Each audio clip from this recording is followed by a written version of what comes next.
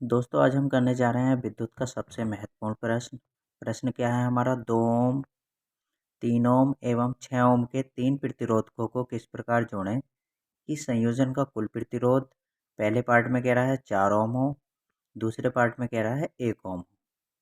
ठीक है, तो आइए इस क्वेश्चन का हल हम करते हैं।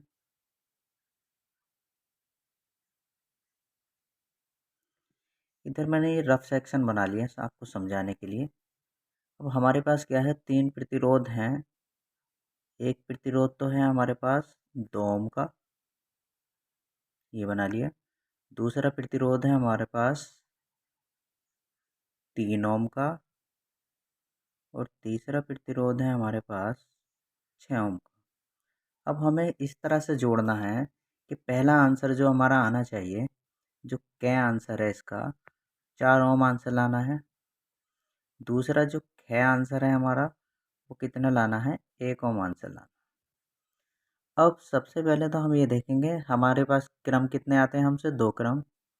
एक तो आता है श्रेणी क्रम, एक आता है समांतर क्रम। अगर मैं इन तीनों को श्रेणी क्रम में जोड़ता हूँ तो फॉर्मूला हो जाएगा हमारा R=R1 plus R2 plus R3। 3 और 2 5 और 6 कितने हो जाएंगे 11। सबसे उच्चतम प्रतिरोध जो प्राप्त होता है वो श्रेणी क्रम में होता है और सबसे निम्नतम जो होता है वो समांतर क्रम में होता है। तो हमारा अगर मैं श्रेणी क्रम में इनको जोड़ता हूँ, एक ही तार में इन्हें जोड़ता हूँ तो हमारा आंसर बैठ रहा है 6 3 9 और 2 11, जबकि आंसर हमें क्या लाना है 4। तो हम देखिए अगर मैं तीनों प्रतिरोधकों को 2 ओम को 3 ओम को 6 ओम को एक ही तार में जोड़ूं, मतलब श्रेणी क्रम में जोड़ूं, तो आंसर हमारा आएगा R=R1 plus R2 plus R3। 3 और 2 5 और 6 कितना आ जाएगा 11, जबकि आंसर हमें लाना है 4। तो श्रेणी क्रम में तो जुड़ेंगे नहीं। दूसरा आंसर हमें 1 ओम लाना, तो ये समांतर क्रम में जोड़ने पड़ेंगे क्योंकि सबसे कम प्रतिरोध जो प्राप्त होता है वो समांतर क्रम में होता है। दोस्तों कै पार्ट हम क्या करते हैं इसके लिए, एक प्रतिरोध को हमने जोड़ लिया श्रेणी क्रम में, पहला प्रतिरोध ले लिया हमने ये श्रेणी क्रम में, और 2 हम जोड़ देते हैं समांतर क्रम में।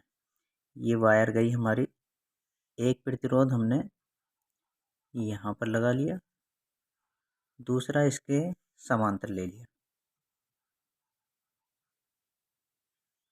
और इस परिपथ को हमने जो है किसी बैटरी से जोड़ दिया।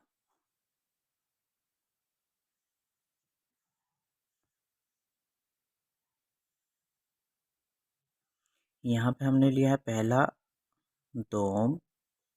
यहाँ पर हमने वैल्यू रख ली 1/R इक्वल टू हो गया 1/R2। R2 कितना है हमारा 2 ओम। यहाँ पर हमने वैल्यू रख ली 1/R equal to 1/R1। R1 कितना है हमारा 3 ओम और R2 कितना है हमारा 6 ओम। 3 का और 6 का दोस्तों यहाँ पे एलसीएम ले लिया तो ये हो गया 1/R इक्वल टू 3 का और 6 का एलसीएम हमें पता है कितना आएगा 6।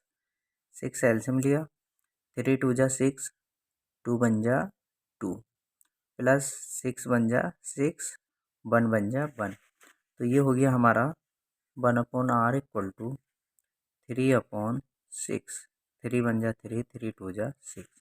क्रॉस मल्टीप्लाई कर लिया, R बन जा R इक्वल टू 2 बन जा 2। तो R इक्वल टू कितना आ गया हमारा, ये R इक्वल टू आ गया 2 ओम। अब इसके बाद हम क्या करते हैं, इसका और इसके आंसर जो हमारा 2 ओम आया है इन दोनों का श्रेणी क्रम निकाल देते हैं। तो यहाँ पे लिखेंगे श्रेणी क्रम। श्रेणी क्रम में श्रेणी क्रम हमें पता है कितना होता है, R=R1 plus R2। R=R1 plus R2। R2 हमारा ये है जो हमारा आंसर आया है, ये R2 का काम करेगा यहाँ पे। तो R=R1। R1 तो हमारा दे ही रखा है, R1 कितना है 2 ओम और R2 जो है इन दोनों का आंसर हमने यहाँ पे लिख लिया। R=R1 कितना 2 ओम प्लस इन दोनों का आंसर भी 2 ओम है। R= कितना आ गया 2 ओम 2 ओम 4 ओम। ये हमारा पहले पार्ट का आंसर आ गया। पहले पार्ट में हमसे यही मालूम कर रहा था कि इन दो तीनों को किस तरह से जोड़ें कि हमारा आंसर कितना आ जाए 4 ओम आ जाए। तो देखिए हमारा आंसर 4 ओम आ चुका है। इससे कम आंसर जो है समांतर क्रम में आता है। तो हम क्या करते हैं, तीनों को समांतर क्रम में जोड़ के देखते हैं हमारा आंसर आता है या नहीं। एक को प्रतिरोध को इस तरह से लगा लिया, दूसरे को दूसरे वायर में लगा लिया, तीसरे को इस तरह से 3 तारों में हमने इसको लगा लिया। ठीक है, कोई भी अगर इसमें बैटरी दिखाना हो इतना ज़रूरी नहीं है, इस सवाल में दिखाना चाह रहा हो तो दिखा दो, पूरा परिपथ बन जाएगा। करंट हमेशा प्लस से माइनस की तरफ को बहता, तो ये करंट गया यहाँ से 3 भागों में डिवाइड हो गया और यहाँ से निकल के ये जो है वापस आ गया। ठीक है, पहला प्रतिरोध हमारा 2 ओम है, दूसरा प्रतिरोध हमारा 3 ओम है, तीसरा प्रतिरोध हमारा 6 ओम है। तो यहाँ फिर दोबारा से ये लिखेंगे, यहाँ R1 इक्वल टू कितना 2 ohm, R2 equal to 3 ohm, R3 equal to 6 ohm. अब तीनों समांतर क्रम में क्यों है, क्योंकि करंट यहाँ से गया और यहाँ से 3 भागों में डिवाइड हो गया, इसलिए ये तीनों जो है समांतर क्रम में है। समांतर क्रम का फॉर्मूला होता है 1/R इक्वल टू, यहाँ लिख भी देंगे समांतर क्रम में, समांतर क्रम में 1/R equal to 1/R1 plus 1/R2 plus 1/R3।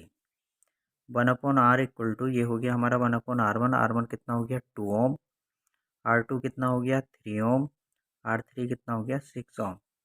1/R equal to हो गया 2 का 3 का 6 का एलसीएम आ गया 6, 2 से ऐसे डिवाइड करेंगे, 2 3 जा 6, 3 बन जा 3, 3 2 जा 6, 2 बन जा 2, 6 बन जा 6, 1 बन जा 1।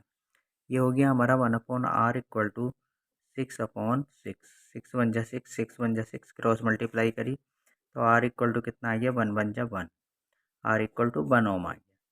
तो एक प्रतिरोध प्राप्त करने के लिए हम तीनों को इस तरह से जोड़ेंगे। तो दोस्तों ये था हमारा बहुत ही इम्पोर्टेंट क्वेश्चन, सबसे ज़्यादा आने वाला प्रश्न है बोर्ड एग्जाम में, 10th बोर्ड में सबसे ज़्यादा पूछा जाने वाला अब तक का प्रश्न है और ये NCERT का है, बहुत ही ज़्यादा इम्पोर्टेंट है, इसलिए इन दोनों क्वेश्चनों को तैयार करो। मैं था समीम अहमद सैफी, आप देख रहे थे आपकी अपनी क्लास। इसी तरह के क्वेश्चंस के लिए हमारे चैनल को देखते रहिए। जय हिंद, जय भारत।